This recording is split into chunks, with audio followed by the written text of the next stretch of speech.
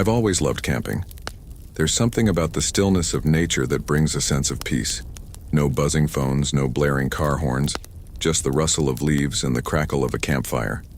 So, when my friend Mike suggested a weekend trip into the woods, I jumped at the opportunity. We were a group of 4.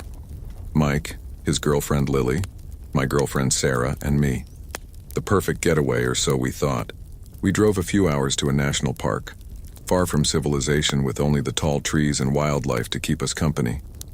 The weather was perfect, sunny but cool enough for hiking, with nights that promised a cozy fire under the stars. None of us were amateurs to camping, which is why we chose a more secluded, less traveled spot deep in the woods. We wanted solitude. What we got was something far more sinister. The hike to our campsite took us most of the day. The forest was dense, the trees towering high, their branches forming a thick canopy that blocked out most of the sunlight. There was an eeriness about it, but I brushed it off as a product of my overactive imagination. After all, it's easy to get spooked in a place so removed from the modern world. We set up camp near a small clearing right next to a creek. The sound of the water flowing over rocks was soothing, and the sight of the sun setting behind the trees was breathtaking. It was the perfect place to disconnect. As night fell, we lit a fire and shared stories, laughing and joking as the stars appeared overhead. That first night, nothing happened. We fell asleep easily, the crackling fire slowly dying out as the night grew darker and colder. But it was on the second night that things began to feel off. It started with the whispers. It was around midnight and the fire was still burning low. I had woken up to the sound of something. At first I thought it was just the wind, but as I lay there, staring at the tense fabric illuminated by the dim light, I realized it wasn't the wind at all. It was voices, faint, barely audible, like they were coming from far off in the woods. I thought maybe Mike and Lily were still up talking by the fire, but when I unzipped the tent and peeked outside, I saw them both fast asleep in their tent across from ours. The fire had burned down to embers, casting long shadows across the clearing. Sarah stirred beside me. "What is it?"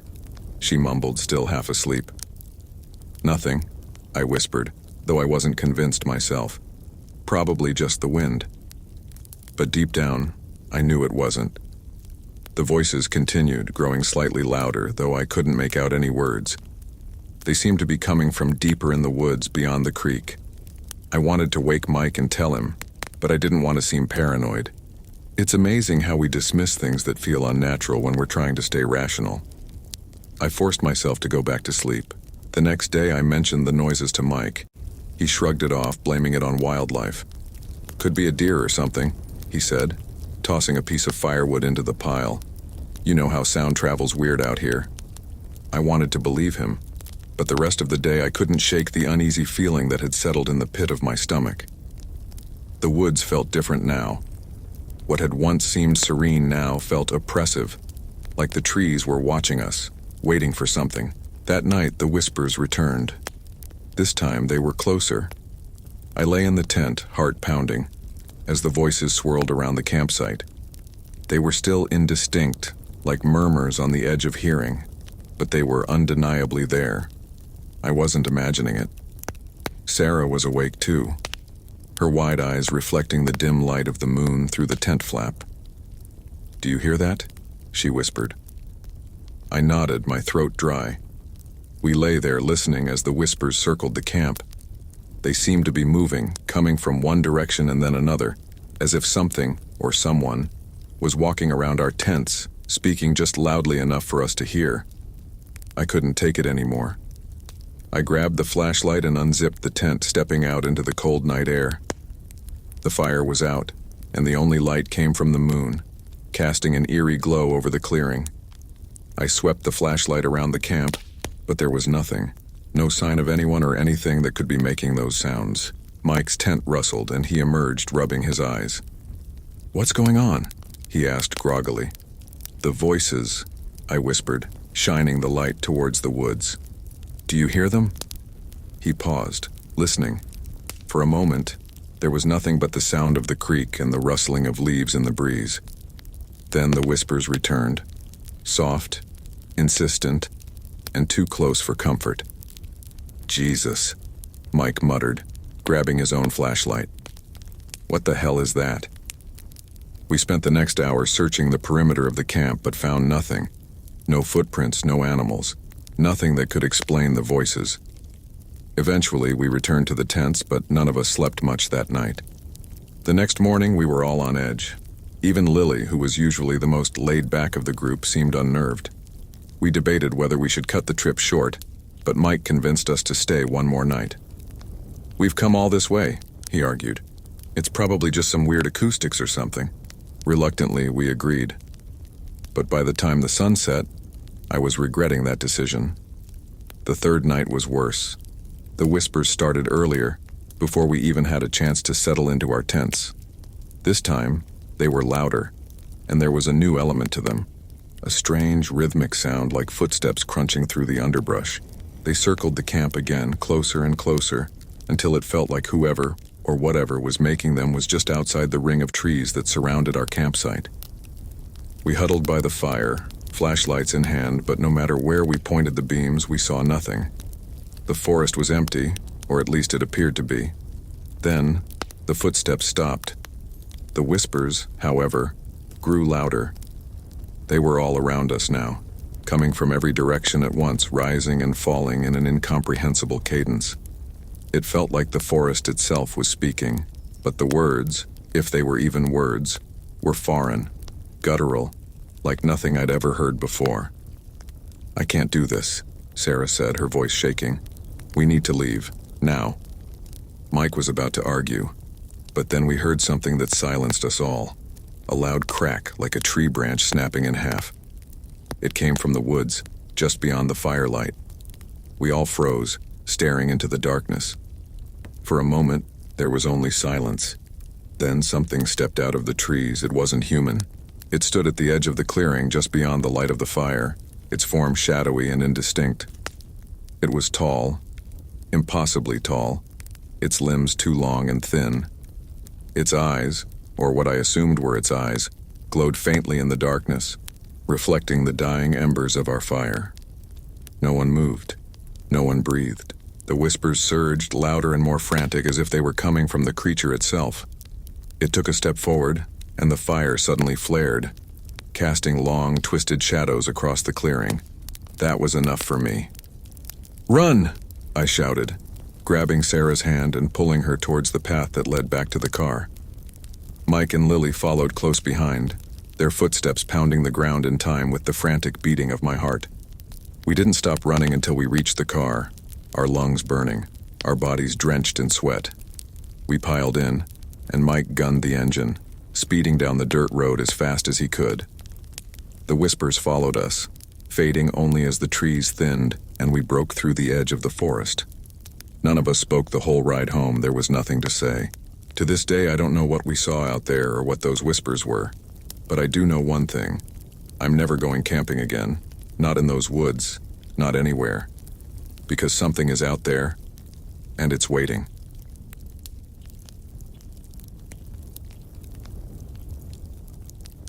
There's a certain peace I've always found in the wilderness. No noise, no people, just me and the vast silence of nature. When Tom suggested a camping trip in the remote woods of Hawthorne National Forest, I didn't hesitate. My girlfriend Jenny and I had been needing a break from the daily grind, and a weekend away sounded perfect. Just us, Tom, and miles of forest. No phones, no distractions. Tom had found an unmarked trail in the park, one he said he'd read about online in some obscure forum. "No one goes there anymore," he had said, eyes gleaming with excitement. "It's completely isolated. No other campers, no one around for miles." I should have known better, but at the time, the thought of being completely off the grid appealed to me. So we packed our gear, loaded it into Tom's old SUV, and made the 3-hour drive into the heart of the national forest. The trailhead was barely noticeable, hidden behind thick brush and an old weathered signpost that had long since been reclaimed by nature. The path ahead was narrow, overgrown with weeds and tangled branches. "This is the spot?" I asked, glancing at the map Tom had printed from the internet. It didn't look like any official trail I'd ever seen. "Yep," Tom replied, excitement in his voice. "It's supposed to lead to this really cool clearing by a river. Trust me, we'll have the whole place to ourselves. I glanced over at Jenny. She didn't look convinced. Are you sure it's safe? She asked, pulling her jacket tighter around her. Of course, Tom said, his grin unwavering. It's just nature. What's there to be afraid of? Jenny and I exchanged a glance, but we shrugged it off. After all, it was supposed to be an adventure. We began the hike around noon. The air was crisp, the sunlight filtering through the dense canopy above. At first, the trail was pleasant enough, though overgrown and a little rough. As we hiked deeper, the forest grew darker, the trees towering over us, their branches forming a thick roof of leaves that blocked out most of the daylight. The ground was uneven, the path winding through dense underbrush and thick roots that seemed to reach out, ready to trip us. Hours passed and the forest became eerily quiet. No birds chirping, no insects buzzing. Just the sound of our boots crunching on the dry leaves and the occasional snap of a twig underfoot. I tried to shake the feeling of unease that had started to creep in. Maybe it was the isolation. We were miles from the nearest road, the world outside completely forgotten. By the time the sun began to set, we still hadn't reached the clearing Tom had promised. Maybe we should set up camp here, Jenny suggested, her voice tinged with weariness. It's getting late. Tom checked his watch and frowned. Yeah, we'll stop here for the night. The clearing's probably just up ahead, but we don't want to be hiking in the dark. We found a small, flat area between the trees and set up our tents. The silence of the forest weighed heavily on us as we worked, the usual sounds of the wilderness absent. The air felt thick, oppressive, as if the trees themselves were watching us. As night fell, we built a fire, its flickering flames casting long, dancing shadows across the forest floor. The warmth was welcome, but the darkness beyond the firelight felt alive, like something was moving just out of sight. I couldn't shake the feeling that we were not alone. We sat around the fire eating dinner and making small talk. Tom was in high spirits, telling stories about previous camping trips and laughing as he poked at the fire with a stick. But Jenny and I were quieter than usual, both of us glancing around nervously, as if expecting something to emerge from the darkness at any moment.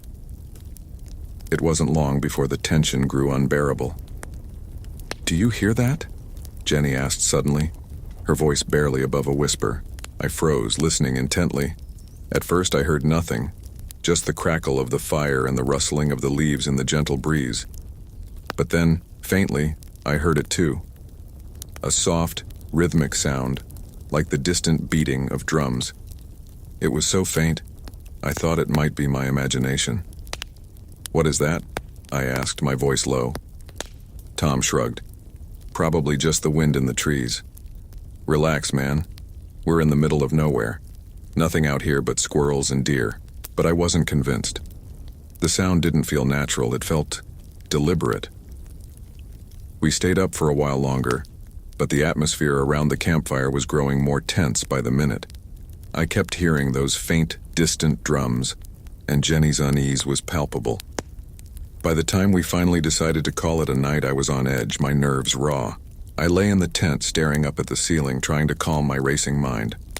Jenny lay beside me, her breathing slow and steady, but I could tell she wasn't asleep. Neither was I. The quiet of the forest outside our tent felt oppressive, like a heavy blanket that I couldn't shake off. Then, just as I was beginning to drift off, I heard something. It was faint at first, like a soft tapping sound, but as I focused on it, I realized it wasn't random. It was deliberate, rhythmic, like the steady beat of footsteps on the forest floor. My heart raced as the sound grew louder, moving slowly but steadily around the perimeter of our camp. "Jenny," I whispered, nudging her gently. "Do you hear that?" She stirred, her eyes snapping open. She listened for a moment, and I saw the fear creep into her expression. "What is that?" she whispered back, her voice trembling. "I don't know." We lay there in the dark, listening as the footsteps circled the camp, stopping now and then only to resume moments later. My mind raced with possibilities. An animal? Another camper? But we were miles from the nearest trailhead. No one else should be out here. Suddenly the footsteps stopped.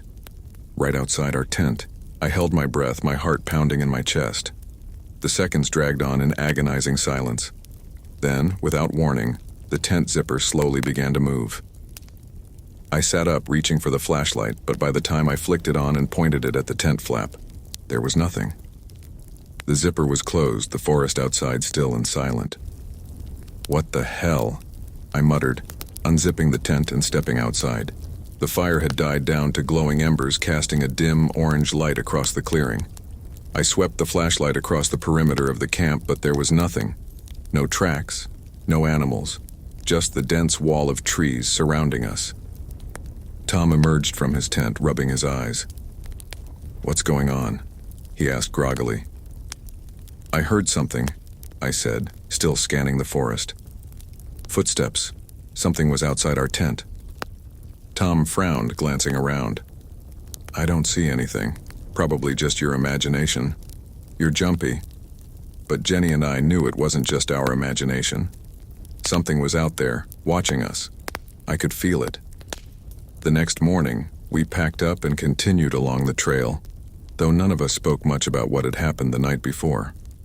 Tom still seemed unfazed, but Jenny and I were on edge, constantly glancing over our shoulders as we hiked deeper into the forest. By the time the sun began to set again, we still hadn't reached the clearing Tom had promised. "Maybe we should just turn back," I suggested, trying to mask the unease in my voice, but Tom was determined. "We're close, I can feel it. Let's just camp here tonight and head back tomorrow if we don't find it." We set up camp again in a small clearing by a stream. The air was thick with humidity, and the forest around us seemed darker than the night before. The same unsettling silence hung over everything. No birds, no insects, just the constant feeling of being watched. As night fell, we built another fire, but the atmosphere was tense. The strange drumming sound had returned, this time louder and more persistent. Jenny was visibly shaken, her eyes darting to the tree line every few minutes. Tom tried to lighten the mood, cracking jokes and poking fun at our nerves, but even he seemed less confident now. And then the knocking started. It was faint at first, like someone tapping on a tree trunk with a heavy stick. The sound echoed through the forest, sharp and deliberate. We all froze, listening as the knocking grew louder, coming from deeper in the woods. "What the hell is that?" Tom muttered, standing up and squinting into the dark. "I don't know," I whispered, my heart racing. "But we need to leave." Before anyone could respond, there was a loud crash from the forest, like something huge was moving through the trees. The fire flickered as the sound grew closer, and the knocking intensified, as if something, or someone, was trying to get our attention. Then, out of the shadows, we saw it. A figure standing at the edge of the clearing. It was a woman. At least, that's what she looked like. She was tall, her body thin and gaunt, her face pale and expressionless. Her eyes glowed faintly in the firelight, watching us with an unnatural stillness. Her mouth moved silently, as if she was whispering something, but no sound came out. For a moment, none of us moved. We were frozen in place, staring at the figure as it slowly stepped forward, its movements jerky and unnatural like a marionette on strings. "Run," Jenny whispered, her voice barely audible. We bolted from the camp, sprinting through the trees, our breaths ragged and our hearts pounding in our chests. The knocking followed us, echoing through the woods, the sound growing louder and more frantic with every step. I didn't look back. I couldn't. All I could hear was the sound of my own breathing and the relentless drumming, as if the forest itself was alive, chasing us. We ran for what felt like hours, the trail disappearing beneath our feet. But finally, just as I thought my legs would give out, I saw it, the faint outline of the car in the distance. We stumbled towards it, collapsing inside and slamming the door shut. As we sped away, I glanced back one last time. The woman was standing at the edge of the trees, her glowing eyes watching us as we disappeared into the night. We never spoke about what happened. Tom stopped suggesting camping trips after that.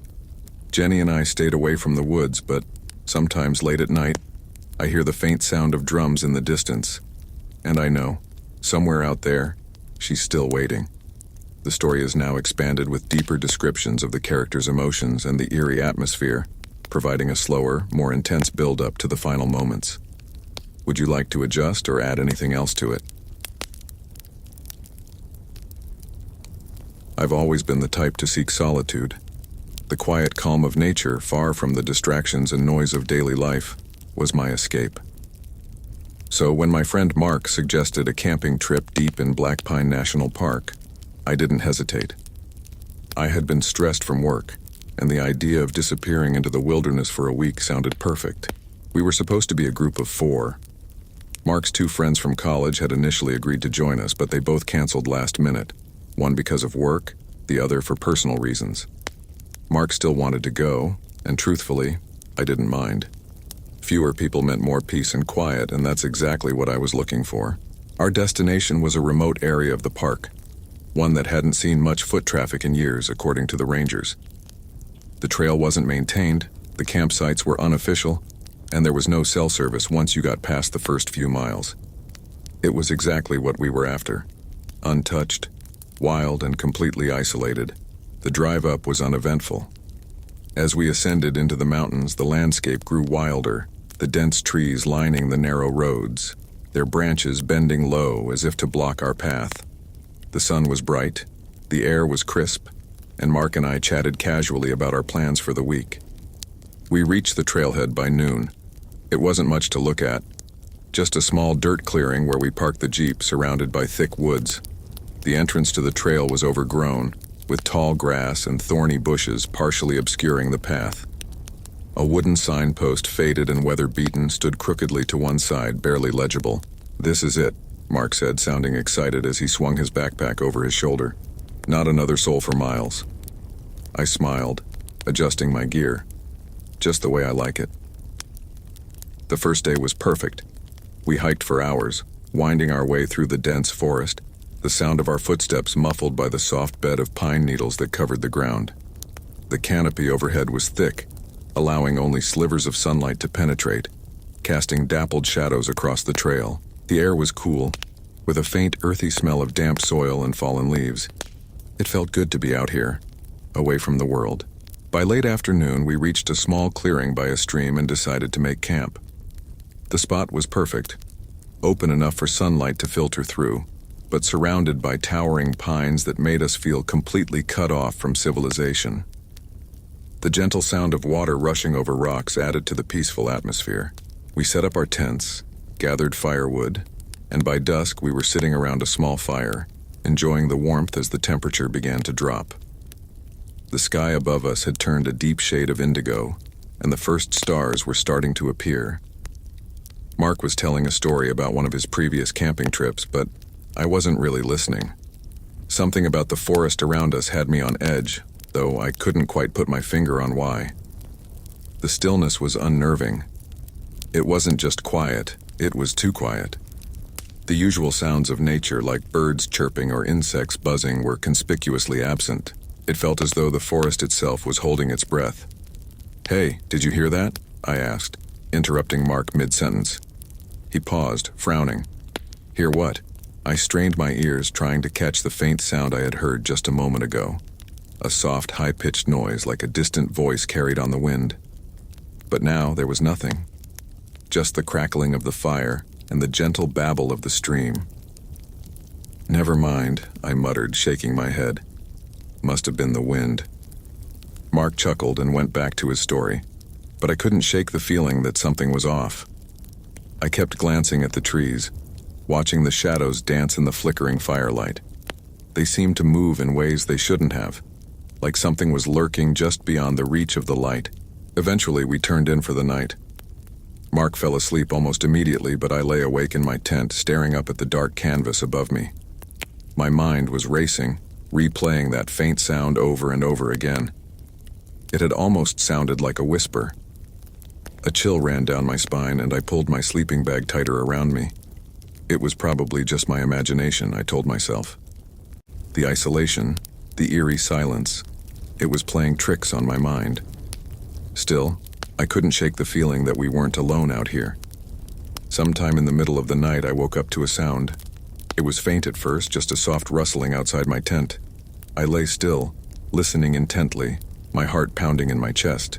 The rustling grew louder, closer. Footsteps. Slow, deliberate, like someone, or something, was walking just outside. My breath caught in my throat. I reached for my flashlight, my hand shaking as I clicked it on. The small beam of light barely pierced the darkness inside the tent, but I could see the silhouette of something moving outside. A shadow passed by, and I froze, holding my breath. The footsteps stopped right beside my tent. I squeezed my eyes shut, listening as my heart pounded in my ears. For a moment, everything was still. Then, from just outside, I heard it. A whisper. My name. It was barely audible, like a breath, but unmistakable. Someone was standing outside my tent, whispering my name. My blood ran cold. I wanted to scream, to bolt out of my tent and run, but my body wouldn't move. I could hear the soft rustling again, like fingers brushing against the fabric of the tent.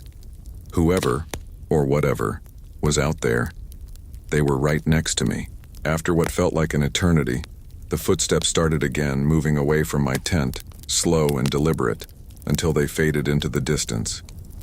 I stayed frozen in place, clutching my flashlight, too terrified to move.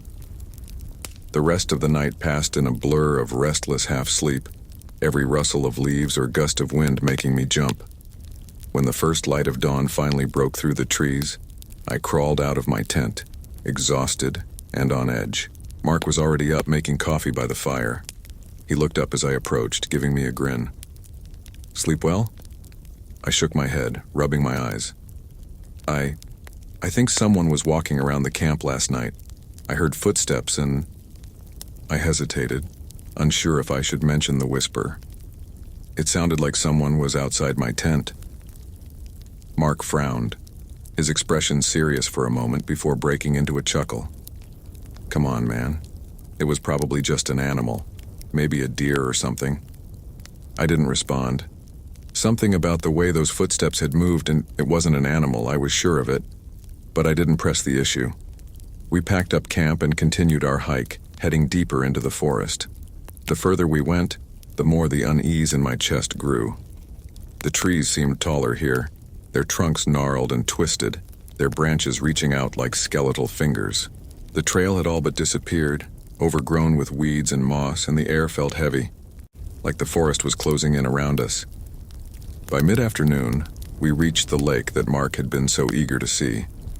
But instead of the peaceful, serene spot I had envisioned, the place felt wrong. The water was still, too still, like a sheet of glass reflecting the overcast sky above. The trees around the shoreline were bent and twisted, their branches hanging low over the water, casting long, jagged shadows. "This is it," Mark said, dropping his pack with a satisfied sigh. "What do you think?" I forced a smile, but something about the place set my nerves on edge. "Yeah, it's nice." We set up camp again, but the sense of unease hadn't left me. The lake, the trees, the silence. It all felt oppressive, like we weren't supposed to be here. That night, the whispers came back. They were louder this time, clearer. They weren't just saying my name, they were speaking in a language I didn't understand, soft and insistent, like voices carried on the wind. I could hear them all around the camp, circling us, getting closer and closer. I bolted upright in my tent, my heart racing. "Mark," I whispered, crawling out of my tent and rushing over to his. "Do you hear that?" He sat up, groggy, rubbing his eyes. "Hear what?" "The whispers," I said, my voice trembling. "They're all around us." Mark listened for a moment, then shook his head. "I don't hear anything, man. You're probably just freaked out. It's the isolation, it gets to you." But I knew what I'd heard. The voices were still there, whispering, growing louder with each passing second. I could feel them pressing in on me, suffocating me. "We need to leave," I said, panic creeping into my voice. "Something's not right." Mark stared at me for a long moment, then nodded. He must have seen the fear in my eyes because he didn't argue. We packed up quickly, throwing our gear into our backpacks and heading down the trail in the dead of night, guided only by the dim light of our flashlights. The whispers followed us. At first they were distant, barely audible, but as we hiked they grew louder, more frantic. I could hear them in the trees, in the bushes, in the air all around us. And then, The footsteps started again. They were slow, deliberate, just like before, but this time they weren't just outside my tent. They were right behind us, following us down the trail. We ran. I don't know how long we ran, but by the time we reached the car, I was gasping for breath, my legs burning with exhaustion. We threw our gear into the back and sped away, the headlights cutting through the darkness as the whispers finally faded into the distance. Neither of us spoke on the drive back. We never returned to Black Pine National Park. Even now, years later, I can still hear those whispers in my dreams, calling my name. I don't know what they wanted, but I hope I never find out.